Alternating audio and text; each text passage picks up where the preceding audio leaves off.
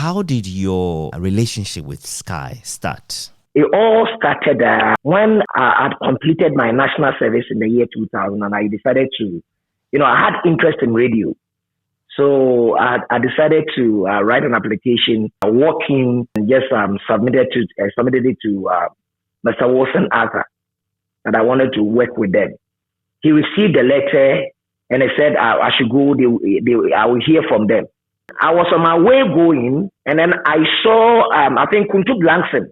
Kuntu was then at Windy Ridge, number 37 Windy Ridge. Mm-hmm. Then Kuntu Blankson was actually also coming to work. We are all from New Takoradi.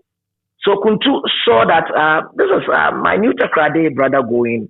I should stop over and ask him what he actually came to do at Skyy. And I said, I'm Kuntu, my application letter by you.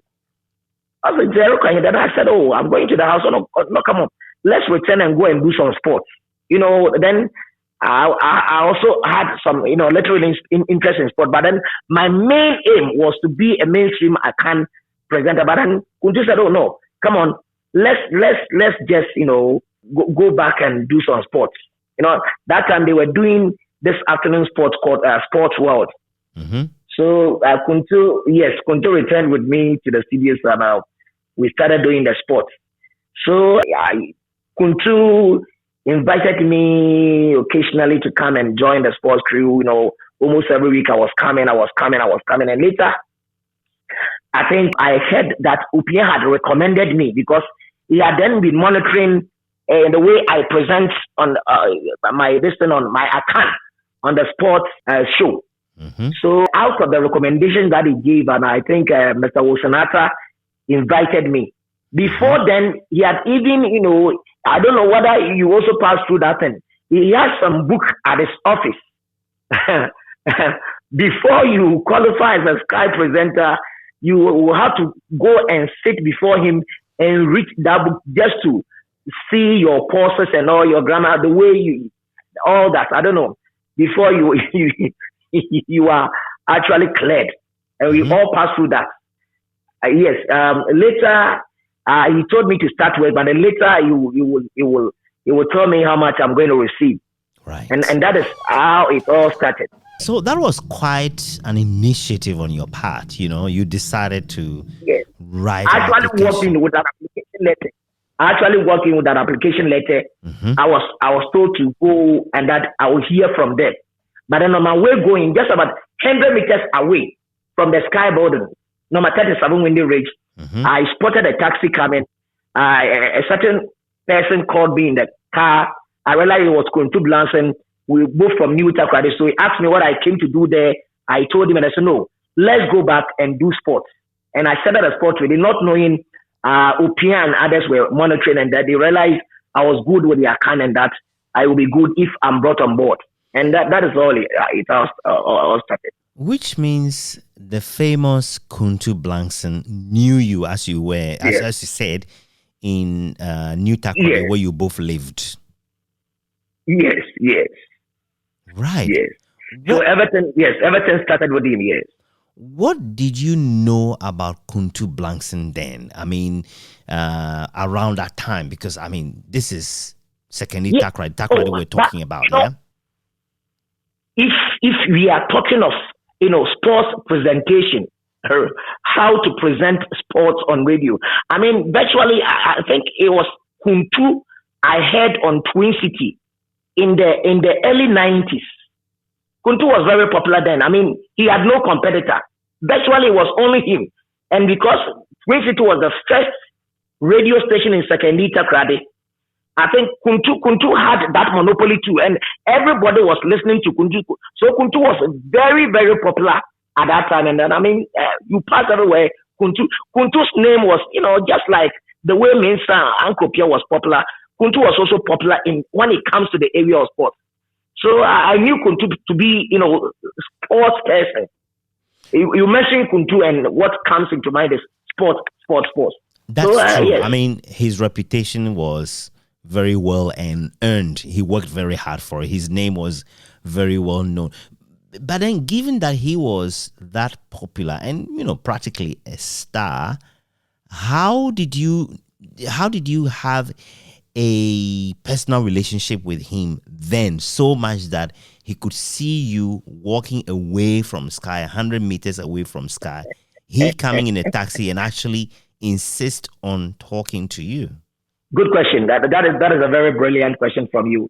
I also used to do this phone-in. I used to call on radio.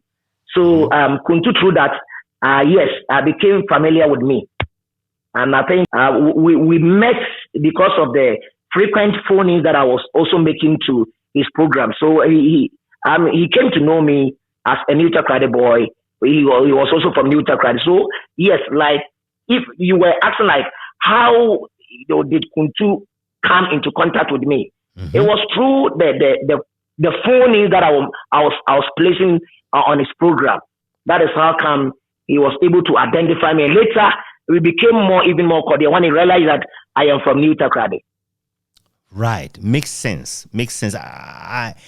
Because look, even now, as I speak to you, just as I have known you for years and worked with you, I can see you still have that personality where you love to communicate. I mean, maybe in a crude way, I would say you like talking. You really like talking. You do. You are incapable of shutting up. I am incapable of shutting up. Yes.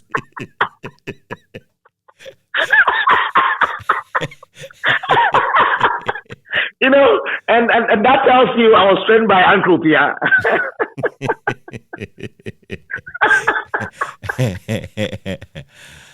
I like that. Oh no.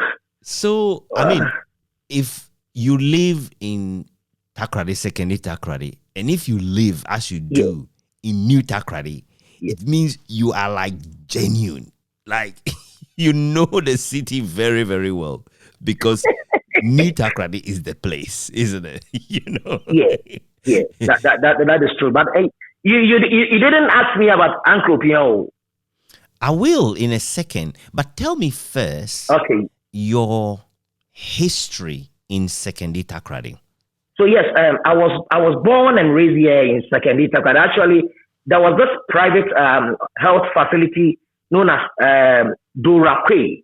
The hospital was owned by one Durakwe. So the residents used to call that place Durakwe. We talk of Mrs. Kujo and Mrs. Akutu and the rest. You've lived here, you've heard of those names. Mrs. Akutu, Mrs. Kujo, and Durakwe. I was born at Durakwe. I was raised in New Takoradi. I actually schooled at St. Peter's Catholic Primary in New Takoradi. Continued at Archbishop Eminsa at Iskafa and Bentham No. 2. But then I sat common entrance in my second year and left for the secondary school. That is in 1987.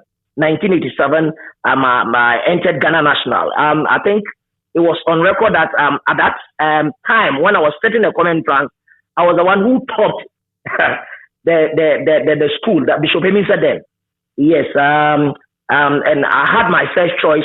Actually, my dad insisted I go to Ghana National because he had a very good friend, medical doctor, Dr. Segu, who also went to that school. And so my daddy insisted I go to Ghana National College. So I had to choose that school first over St. Augustine. So I chose Ghana National as first and St. Augustine's as second. And when the result came, I had my first choice, Ghana National College. So I joined Ghana National College.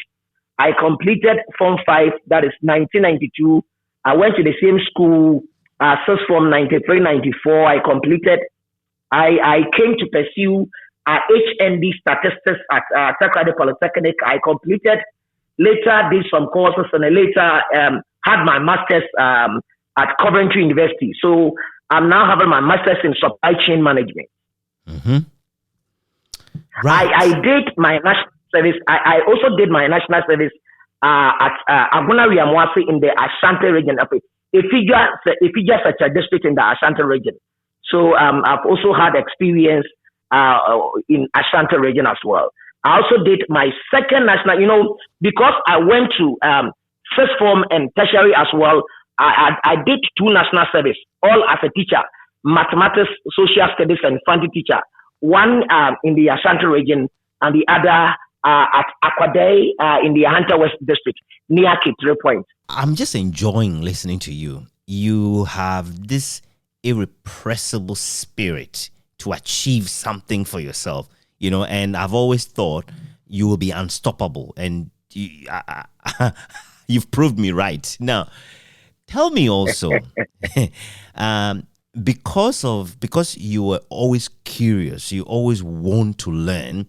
From when Twin City Radio was established in mid-1990s, the state-owned radio station before the first private radio station, Skyy Power FM, came. So even at that time, you were already active on radio, calling, regularly, and then at some point you did make the decision that you wanted to be the one directly behind the microphone. Good on you.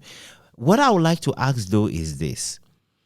What were your memories of Skyy Power FM first coming on board? Yes, at that time, we hadn't, experienced any private radio station in the region. So it was like, wow. So virtually, Skyy overshadowed Twin City FM. To be very frank with you, you pass every nook and cranny of the city and you hear Skyy, Skyy, Skyy. So on your Skyy and Toronto Radio, Skyy. Then we used to go Osha Legends. It's a little bit that people actually corrupted the slogan and then Osha Legends.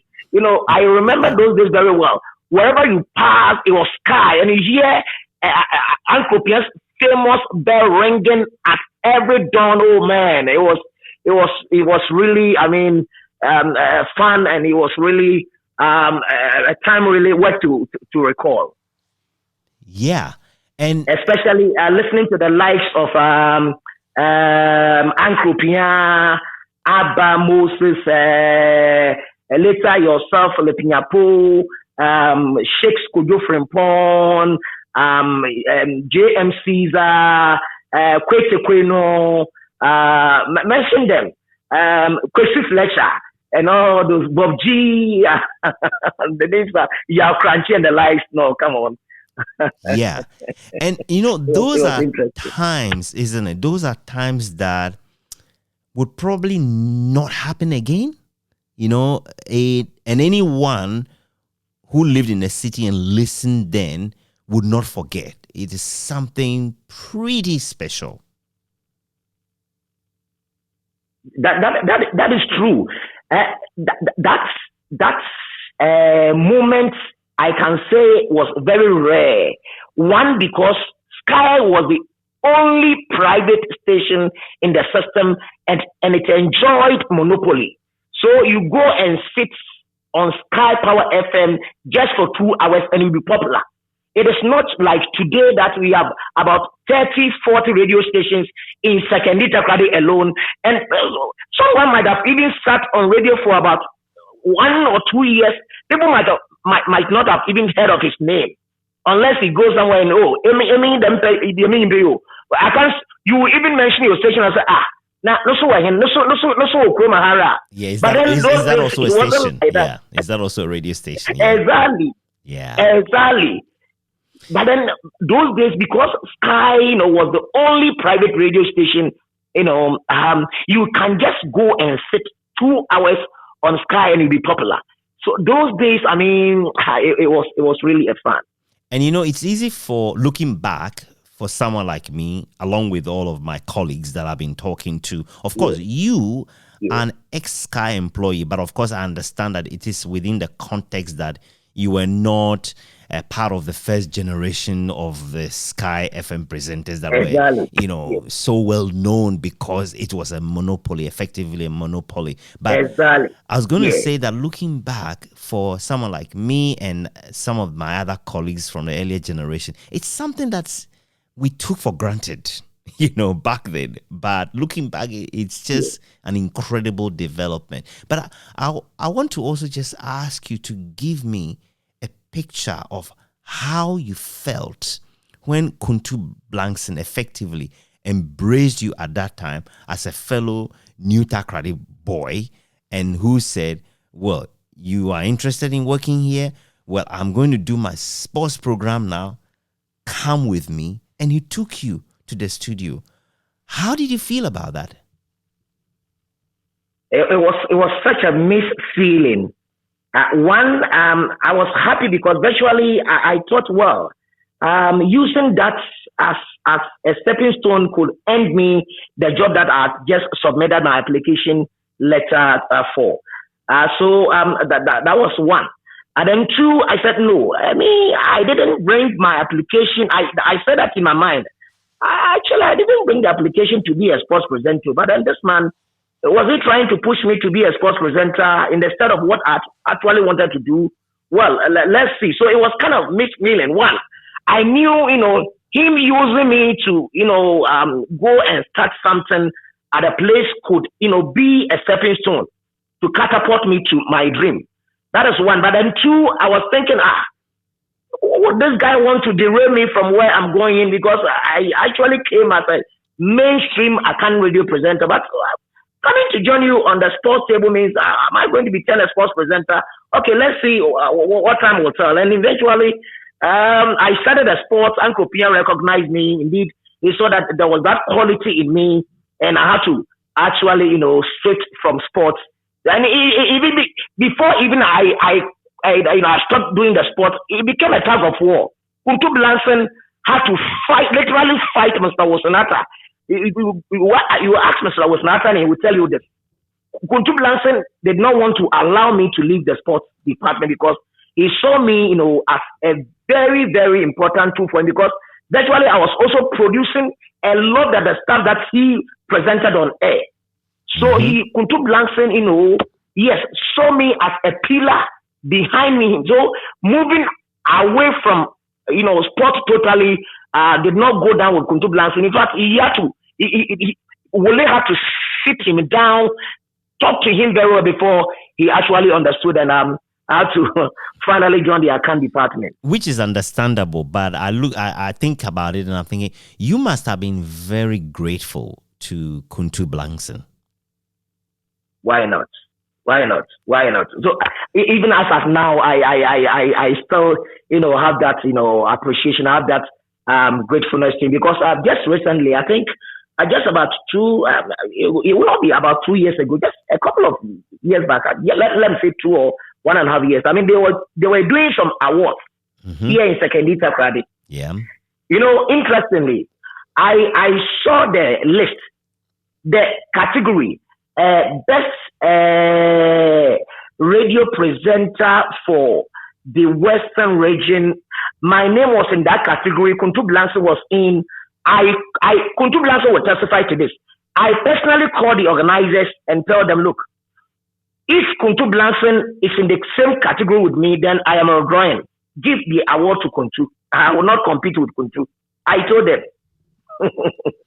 That's beautiful. And you see, it kind of shows generosity and gratitude on your part, which I kind of suspected you will, because I know you, but it is nice to hear that from you. So tell me then your progression at Skyy. So now you became accepted at Skyy as an employee officially. What were your first impressions as an insider of Skyy, seeing how the whole machine works in the inside? It was like a family. It was like a family, very, very big family. Talking about the likes of yourself, the newsroom, then you, Sylvia Odonko, Phillip Nyakpo, and then it comes to the programming. You have Joe Innocent, we have Bob Gardner, we have JM Caesar, we have Paa Kwesi Simpson, Abranoma, Ruth I. May God keep her soul. Esijan. Yeah. Esijan. We had when you go to the front desk, we had this lady now in US. I've forgotten the name. Oh my God. A whole lot of them. A lawyer Mandy, Yao Crunchy.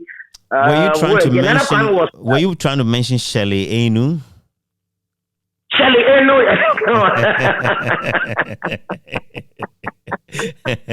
And there was another colleague. It was like a family. When we close, we all joined that commuter. You remember that commuter, that small bus? I do remember the mini bus, yes. So the bus will be going around to, alight each and every one of us at where we were going to, alight. I mean, you go to Windy Ridge, you go to New Takoradi, you go to Takoradi Township. The bus will make sure they alighted each and every, and even as we go from, even as we close and we are heading towards the house, we just chatting in the bus. I remember the famous Wombo Bintokran, meaning open the windows. That was from Sylvia Duncan. Wombo Bintokran. Paa Kwesi Simpson, I can't believe you just said that. I'll pretend I didn't hear that.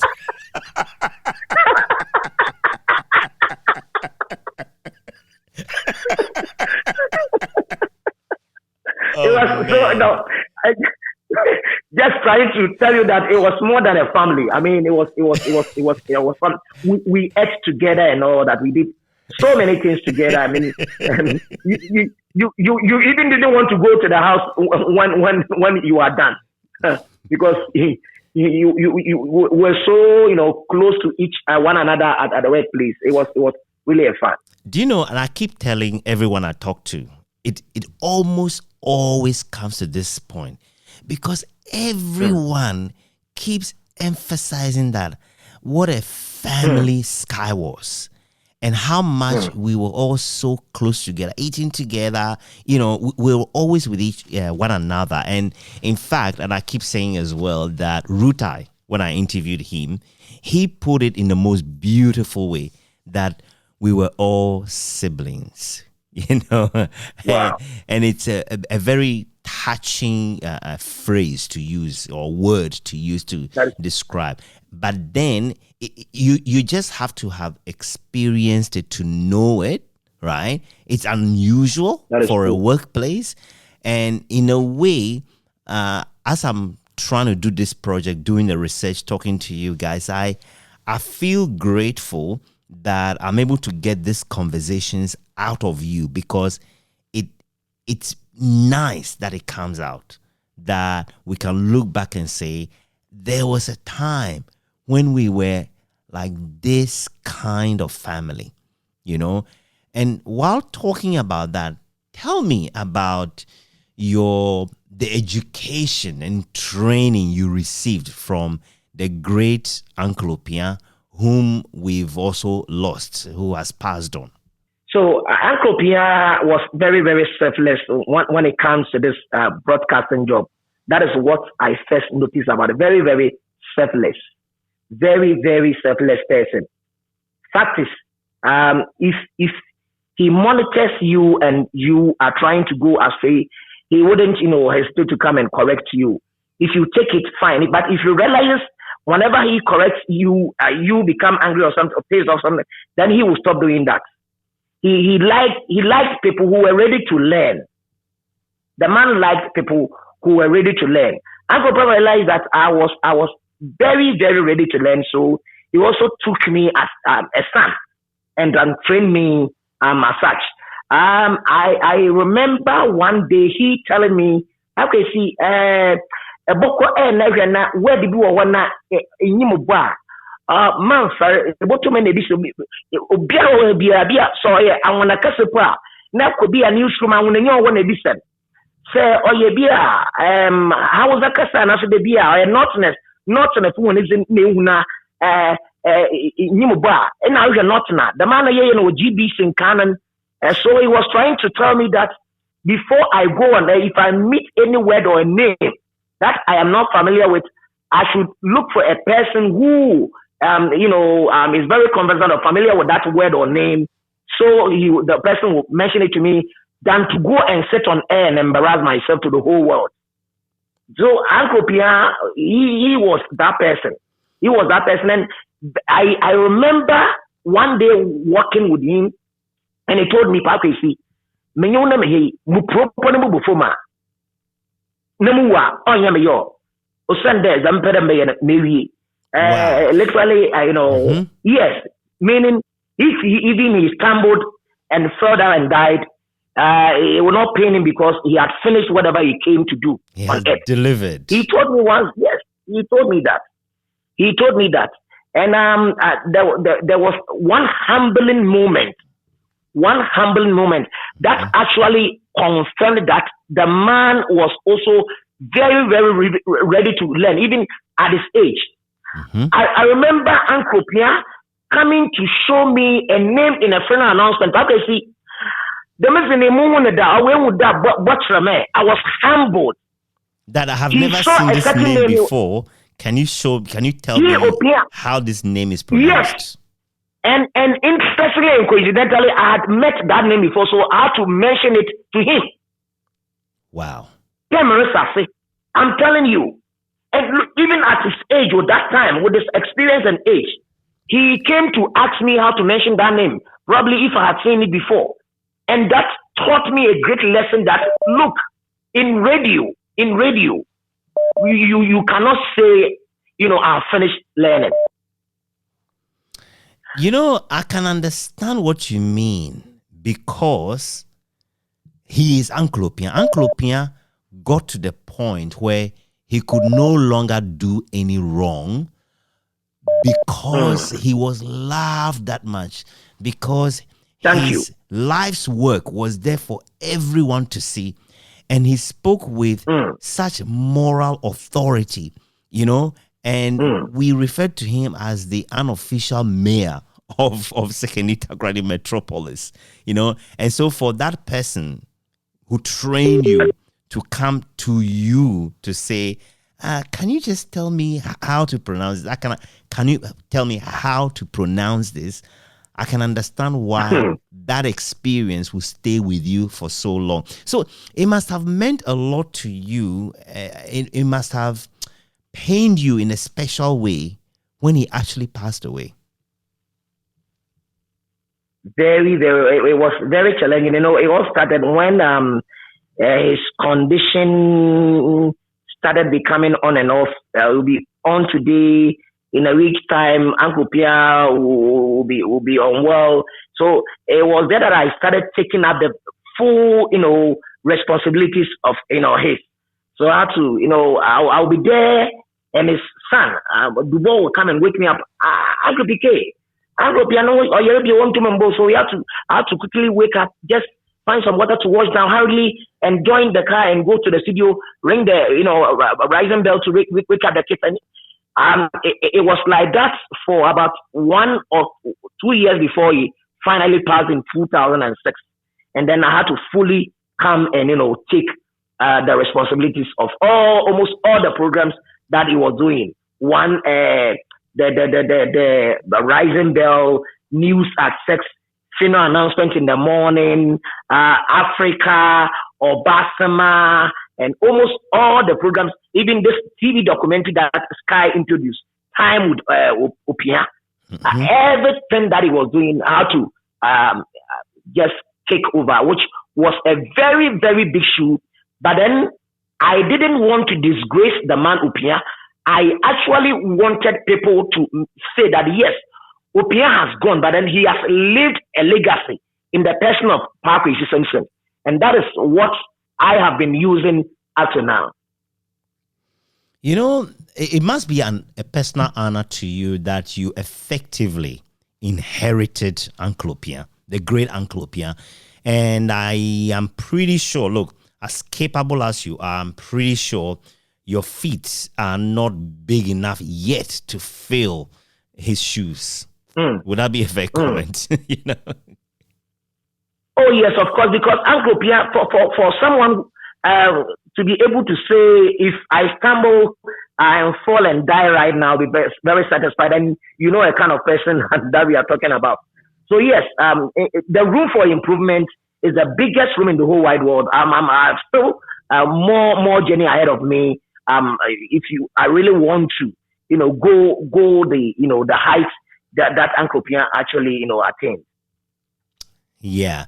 And I think this is why you, as a person, as a presenter, an account presenter, a very accomplished one, will remain relevant for a long time to come in the Sekondi-Takoradi metropolis, because you have stepped into a tradition that would have to go on for a long, long time to come. Exactly so. And now, that is why people don't know the vision. People think I'm doing this, probably to later end myself in politics. So people come, Paa Kwesi, original MPU. And I will say in my head, these people, they don't know why I'm here. They think because I'm trying to probably position myself well and do politics later that I'm doing all this, radio. No. But then I just want also, just like Uncle Pierre did, I would also just like to leave a legacy here in Sekondi-Takoradi. That the next generation will come and also take it. So it will just be like the baton. Which is understandable. Now tell me, what are your other vivid memories of working at Skyy? Wow.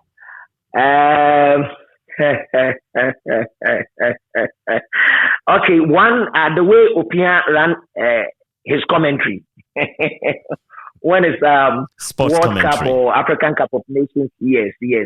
The comical reliefs and all the jokes that Uncle Pierre will intersperse the commentary with. I mean, those days, people, you go to various houses and various, workplaces, you see that people will just put on their televisions, but then reduce the volume on the TV set and rather open their radio to listen to Uncle Pierre's commentary. It was really, memorable to listen. It was one particular area that actually made the word Skyy stuck in the minds of people.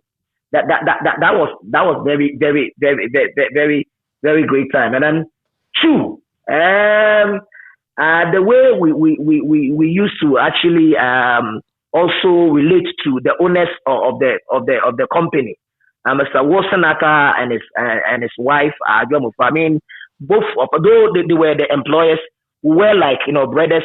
If someone came from outside and just came to see us, probably interacting or chatting, it would be very difficult to see this is the boss or this are the employees. That was also quite memorable. Mm-hmm. Now tell me, it seems to me that Skyy wouldn't have happened the way it did in any other place apart from Sekondi-Takoradi. And what I mean by that is there is something special about Sekondi-Takoradi. The culture, the people, the musical legacy. This is a city in which Papa Yankson walks around in Chalewote, around Amanfo. Yeah. This is a place where you go to Anaje and you find CK Man happily joining the queue to buy wache. And nobody thinks anything of it. This is a city where you would find A.B. Crensel. This is where they come from. The city of Emi Newman and all these people who are these guys who are actually big stars in Ghana, but in Sekondi-Takoradi, they're just ordinary guys like the rest of us. What makes Sekondi-Takoradi that way? What gives it that character of ordinariness, even though it churns out extraordinary people? Yes, I think we have this port city. Sekondi-Takoradi is a harbor city, and according to the elderly that we came to, meet, they tell us Sekondi-Takoradi, those days when the sailors come, when the ship berth at the port, they usually used to stroll in town with the white sailors, and then they being white and they being black, the whites didn't discriminate against the indigents of the town.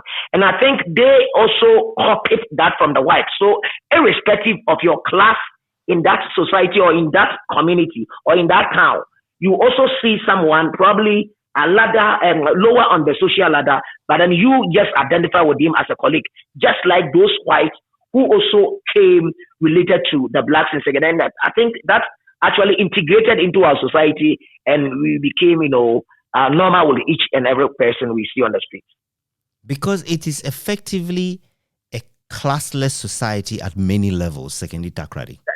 That is it. Yes, that is it. Yeah. So Paa Kwesi Simpson can just walk into Takoradi Amanfo, play Ludo with them, play draft with them. I mean, unless someone comes and points to you that, look, the one sitting there is Paa Kwesi, but I know, come on, Uncle Pia will just walk into Safari, do his own thing. I mean, just normal. People will know. It's just normal. He will see you on the street. He will just interact with you freely, just like any other person. So where does the music come from? Where does the unique language and expressions come from? Because anybody in Ghana, when they hear Takoradi people speak or talk or sing, they just know this is Sekondi-Takoradi, this is Takoradi. Yes, historically speaking, Sekondi-Takoradi is an hinterland. You understand? Mm-hmm. Sekondi-Takoradi is an hinterland, yes. But then, because other people from other regions also traveled and lived here in especially the central business district area of the city, the Ahanta actually shifted to, let's say, to Kwesi Simpson, Aponwan, Agunam Kwanta, Biahu, Ewusejo, Kotopo, Yabio, and its environs. So the Sekondi-Takoradi township itself became kind of Fanti-speaking population, but then the Fanti was corrupted. The Fanti was actually corrupted because Cape Coast people will come, people that were born in Sekondi-Takoradi but could not speak Ahanta, they are also there. Mm-hmm. So all these, the Gumuas, the Ekunfis, the Infantamen people, the Fantas, we have Gumua, we have Ekunfi, we have Infantamen, and we have Edna. They will all come. And then those that were born here in Sekondi-Takoradi too, who could not speak Ahanta, they are also there. So in trying to match one language, we ended up having this Sekondi-Takoradi front. And you hear it typically in the lyrics of T.H. for Kwajis. Antese muhuza miyo mbrosu bentena muhuza munko evena sampiama pimpre na aka atremu azebe chance akokwa banku kroko. That's Scooby, who used to work at Skyy as well, who was a member of the TH for Kwajis. Yes, for Kwajis, later South Squad, yes. And a few weeks ago, I interviewed Kofi Kinata for this same project. Yes. Because Kofi Kinata prides himself on the fact that he grew up inspired in many ways by Skyy and Uncle Opia and the entire broadcast, because he was only about 6 or 7 years old when Skyy started broadcasting. And his parents constantly were listening to Skyy. So he grew up with all those sounds and all those expressions and things. And of course, when I talked to him, he said, sure, we do have the uniqueness of our language, but he tries to dump it down in his songs because if he had to use the pure expressions, most people wouldn't understand. When we speak our pure language, Sekondi-Takoradi language, you have to come from there to appreciate it. Yeah, that is true. Yeah. So that was an interesting revelation, but it also showed the influence of Skyy. And the influence is such that, for example, you as an example, being on radio, you are not always aware of the influence, your personal influence out there, because people hear you, they receive what you're saying, and their reactions and the way they take it is not the way you are necessarily aware of. It's something you find out much later. And it seems to be true, very much so, of Skyy FM as an entity. That is true. So what do you think Skyy FM legacy? What is the legacy of Skyy, given that it's been broadcasting now for a quarter of a century? Skyy One has produced, great presenters, not only for the region, but for the nation as well. I mean, you can mention Uncle Pia, the late Uncle Pia. You can mention myself. You can mention you, Phillip Nyakpo, I'm talking to now. You can mention even like the latter day saints. I call them probably the fourth or fifth generation of Skyy. Philip Nyakpo, now OB, who is hosting Ekusi, one of the biggest political show here in Ghana right now, is a product of Skyy. You talk of Eloy Amande. Eloy passed through big radio and TV stations in Ghana. You know, somewhere along the line, he was presenting for TV3. Sheikh Kojo Frimpong had been a very great presenter with Joy FM. Talk of Cyrus Dicap Johnson. I don't know whether he came to meet you. Did Cyrus come to meet you? Philip? Yes, he did. Yes. Good. Cyrus was at Joy. Philip, Erica Hianyo, now a very big man, Radio XYZ, and then TV XYZ in Accra. Sylvia Odonko. You mentioned some of the latter day saints. They didn't even come to meet us. Talk about Fatih Shaibu Ali, Mama V Abamabi. I think she also came to meet you. Mama V is now she's a big woman. Mama V Abuaje, I believe. Yes, at now, Joy. She's now Mama V Abuaje. They all came to meet you as well. Kweku Chimin, I don't know whether he also came to meet you. I trained Kweku Timing. Yes, I did train Kweku Timing. Good. so you mentioned the legacy of Skyy. Look at the caliber of presenters Skyy has trained over all these years. I mean, the names are endless. And then two, when it comes to business-wise, Skyy, has actually catapulted so many businesses, to stardom ever since it was established. Many businesses started, at the infant level, but then they are now at what they are because of the promotion Skyy gave them. People like Mapis, and all lot. I mean, they are endless. They started the one was Skyy, and this is where Skyy brought. So business wise, Skyy, and talk of even employment. Talk of employment, not even about the fact that Skyy has produced great presenters, but apart from the on-air presenters, almost all the staff Skyy employs are indigenous. I mean, local people from Sekondi-Takoradi. So just imagine without the existence of Skyy, where would they have been? These people, local indigenous. Yeah, indeed. And I can talk about you. I mean, Skyy, exactly. And I can talk about you. So you've moved on now, now working with Connect FM, also in Takoradi, another radio station.